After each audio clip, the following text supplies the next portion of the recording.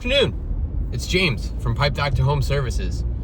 And I just wanted to share a short clip with you guys today of an audio recording of the end of a conversation I had with a customer. I was at his house this morning for his Bosch Green Star. It was a KWB 42, I believe was the model. He was getting an error code of A7, which is a temperature sensor error. So I got to his house this morning, took a look at the unit, confirmed the error code, confirmed that the sensor was not working properly. We have a big Bosch container that has replacement parts inside of it that we brought with me, and we didn't have the right sensor, which, look, it happens. There's a million parts out there. It's impossible for us to carry everything we need. So I had a conversation with the customer. I explained to him that, we don't have what we need to replace this. You still have working hot water. I know it's a little intermittent, but when I was running the faucet, I was getting like 116 degrees of hot water, which I'll show you a picture of that right now.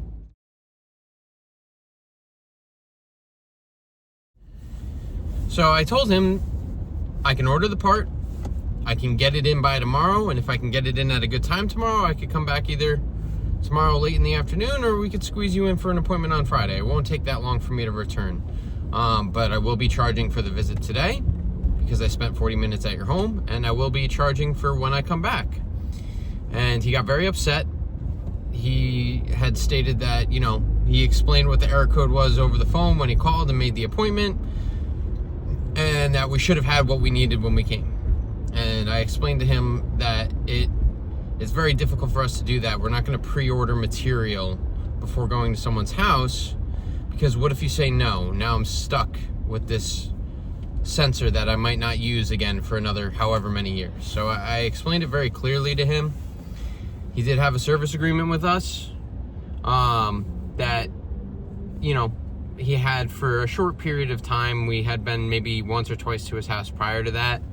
And so it was very simple. He asked me if I could call my boss, speak with Mike, and see what he says. And Mike agreed with what I was saying, that I spent time today. I spent 40 minutes today, and I will have to come back and replace the sensor and spend more time when I come back. So you have to pay for that time. We do not work for free.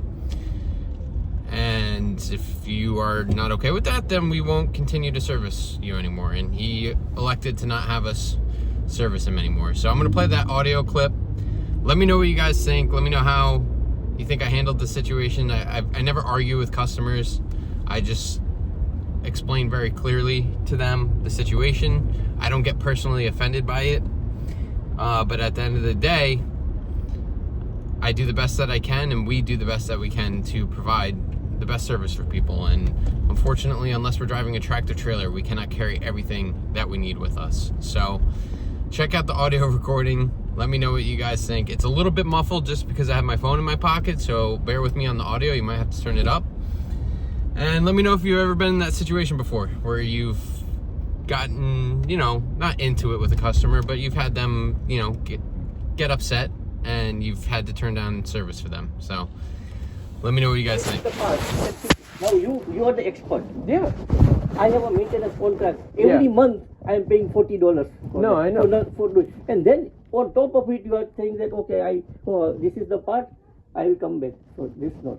No, I know, but that's the thing is, unfortunately, we can't work for free. And no, not for free. No, but this is the thing, and this is what I keep trying to explain, is that I came out with, I could show you the box I have in the back of my truck that has a million parts in it. Yeah, that is wrong. And last time also, when there was something wrong here, right, you did not have the part. Right. When Daniel came, yeah, he charged you for 2 separate visits. He charged you $1,400, and then he charged you an original $400 for the 2 separate visits. So that's what I'm trying to explain to you, is that unfortunately we can't carry every single part on us. It's just impossible. When I came in and we started talking right off the bat, I said, oh, you had an error code A7. That is usually a temperature sensor. So I knew walking into the door what it is, the issue that you're having. Yeah, because I informed. Yes, exactly. I had informed. It's yes. Not that I had said the symptoms. And so I said that part of what I have to do is confirm that issue, confirm that it is an A7. Obviously, you know your stuff and you know what you're talking about. but at the end of the day, we need to confirm it's a C. That's what it comes down to. But okay. And then I have to confirm the part. You saw online originally, I was looking at a different part number from what it's showing in the book that you have. And now I have to order it. So unfortunately, that's just the way it works. Time is money. So I've already spent 40 minutes here now, and then I got to come back with the part. Nobody locally has the part. So it's not your fault. That's not our fault. It's just, it is what it is.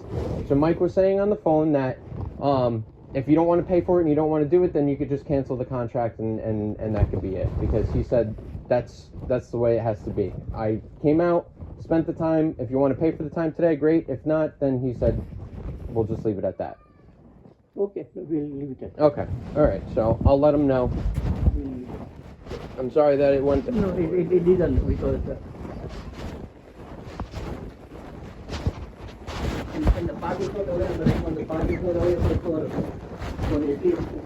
just to play out, so I will be without water anyway. I'm going to be without water. Right. No, it's not a month. It said online it would come tomorrow. So.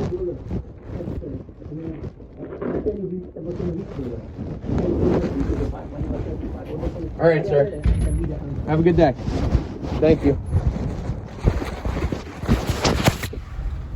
Yeah, so at the end there, it didn't get to clearly capture the audio of when I was walking out of the house, but as I was going up the steps, he was saying about how, oh, he's got to pay all this money and wait a month for the part, which was wrong because I told him, I said I can get the part for you tomorrow. I can get it in tomorrow, and then I can get you on the schedule to come back.